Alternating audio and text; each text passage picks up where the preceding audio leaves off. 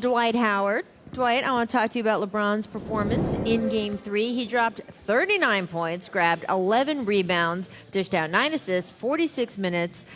And look, by the end, he looked tired, right? And Steve Kerr addressed it after the game. I thought this was fascinating, this series of back and forth. Take a listen. Kyrie and LeBron had it going the whole game, but that's pretty taxing to go one-on-one the whole game. Just kept telling the guys they're going to get tired. You know, stay in front of them. You know, force them into outside shots if you can. Fatigue will play a role. I caught LeBron walking off at the end of the third quarter, and you can just tell he was exhausted. And, you know, he had got off the ball and just was letting Kyrie go to work trying to catch his breath. So we knew that they were starting to wear down, and we just had to stay within striking distance. I gave everything that I had. So, I mean, at times throughout the game I was tired, you know, but that's just because I was just playing as hard as I could. But I was able to get second and third and fourth wins. I don't contribute us losing this game because we got tired. Dwight Howard, who do you believe? Steve Kerr, Draymond Green, or LeBron James there? I mean, I think he was tired. I mean, if you're in the finals, you're playing as hard as you can, you're going to get tired because you're giving everything you got for your team. And the play I knew LeBron was tired. Clay got a layup. The play where he was about to fall on his back after he dunked. LeBron usually chased that down and block it. So I'm looking at LeBron, and he's like, oh, I can't get this one. I said, man, he must be tired. You know, so, I mean, it's tough. You're playing in the finals. You're giving everything you got, every possession of the game. And late in the game, you got to try to find a way to muster up some more energy. But for LeBron, he just didn't have any. He can't, you know. You're supposed to rely on your bench to give you something, right? And the bench is really not providing much. Tristan Thompson is really not providing much. He's in your starting lineup, where these guys on Golden State getting it from all over the place, right? LeBron has to score for his team. He has to create shots for the guys coming off the bench, for guys in the starting line like Kevin Love. He has to rebound. He initiates the offense. He's got to go down on the other end and guard one of the best offensive players in our league, in KD. For 4 quarters, that is tough. And then if he comes out of the game, he sees a lead slipped away from his team. So he's playing 46, 47 minutes. I mean, eventually, again, it's going to catch up. These numbers are crazy. I know that not everyone pays attention to plus minus, but when it's this kind of differential, that's insane. And it goes back to what I've been saying. It's the style of play that Cleveland has versus what Golden State has, right? Cleveland, you have 2 guys dominating the ball, going one-on-one. Golden State, these guys, a lot of these guys, at times, they're on the receiving end of a pass. Steph Curry, KD, they're on the receiving end. Back cuts, setting screens, popping back, getting wide open shots. It's much easier to play that way, to reserve your energy in the fourth quarter. You're fresh. But I think that's what we were saying earlier, is that, yes, LeBron is tired, but he has to find a way to get himself going late in the game, because his team is not able to score in late games unless he plays that dominant role. Okay, but he's expending so much energy in the first. But he can't go to the bench, and I know you guys were talking about this at the top of the show. I'm watching that second half, right? He took 34 seconds off in the second half of gameplay total. Then, meanwhile, in the fourth quarter, KD is sitting on the bench. Steph's just sitting on the bench, resting right around maybe the 8 minutes to go mark, 9 minutes to go. They saunter on into the game. You feel bad for LeBron? Let me ask you a question, Pip. I'm going to go back to the Portland series when MJ got tired and they sat MJ down. What happened? Let's do it. Wait, what happened? He rested. The second unit went out there. We got back in the game. We got the momentum. Listen to what you just said. You got back in the game with your best player sitting down. Well, hey. Right? My best player came back and finished the game. But he rested. He had a chance to rest. LeBron is resting? No, he's not. He can't.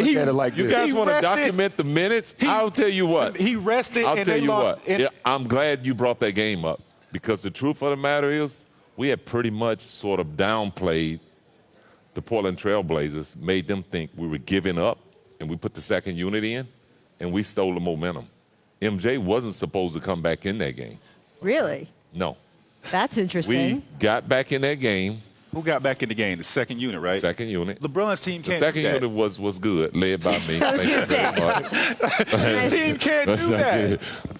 We all know that. But my point is, LeBron has to stay in the game to be a facilitator, not try to drive and beat them from 30 feet out in the fourth quarter. He got to go get on the block or get at the high post, as we've seen Dirk do it in a series, and force them to have to come double team. I mean, I he's agree putting with himself in a drive situation, out of control, and he's not looking to score. And that's what they needed to do. So Golden State, they play throughout the whole shot clock.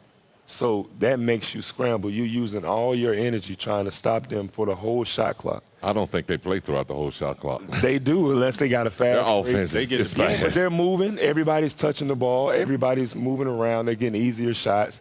Now, so you got LeBron trying to defend that. Now he got to come back on the other end. He got to try to score, facilitate. You know, that's tough. To do it for a whole series. I mean, that's tough because he's having to do so much for them on every possession. But as a great player, you got to find a way to dig down. You got to suck it up. You got to find a way to force the Golden State Warriors to double team you because you are a dominant player on that block. This is where I agree with you on. I agree with he shouldn't be out on the perimeter trying to drive, right, especially in the fourth quarter. Now, where you could do your damage and he kicked the ball to Kyle Korver. That three goes in. It's a completely different conversation. It is, but because no one really came to double team on LeBron James. It wasn't a move to score. I think it was more so a move to dish. Yeah. Right? It wasn't such an aggressive move that the defense drawn to him. Right. So you kick out to the shooter. And it was a contested three-point.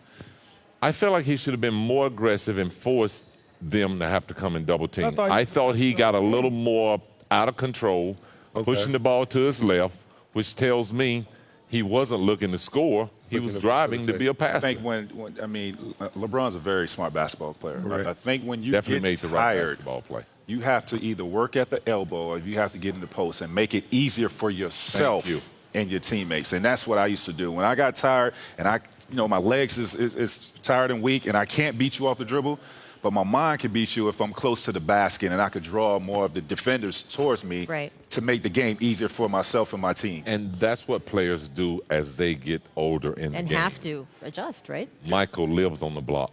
Correct. Kobe Bryant lived on the block.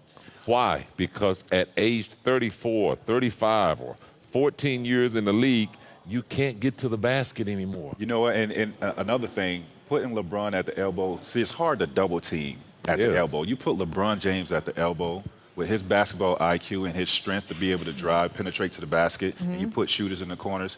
Now you put in the defense at mercy. And now it's one bounce to the rim. Yes. Yep. Yes. I think now they have to make some adjustments. You have to do more elbow post-ups and logo post-ups. Yes. On the block, I don't think he can score on the block, but I think he's most effective when he's at the elbow and he's in the logo post-up. When he's there, he can really facilitate the offense. I don't even know about the logo post-up. I've never heard of that. Right. See, but he's still in the league. He's got the new language. That was the first